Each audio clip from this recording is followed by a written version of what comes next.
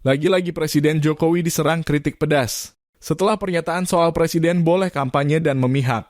Kali ini orang nomor satu di Indonesia itu diserang soal pembagian bansos yang tak melibatkan Menteri Sosial Tri Risma hari ini. Kritikan ini datang dari PDIP, pasangan Capres-Cawapres 01, Anies Cak Imin, dan Banggar DPR RI.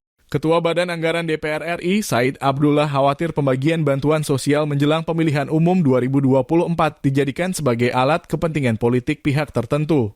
Saya khawatir dengan kebijakan bansos yang lebih kental aspek politiknya ketimbang aspek teknokrasinya, program bansos menjadi tidak tepat sasaran, kata Said kepada wartawan Selasa 30 Januari 2024. Lebih lanjut, dia menyayangkan kementerian dan lembaga lain mengambil alih tugas Kementerian Sosial untuk menyalurkan bansos.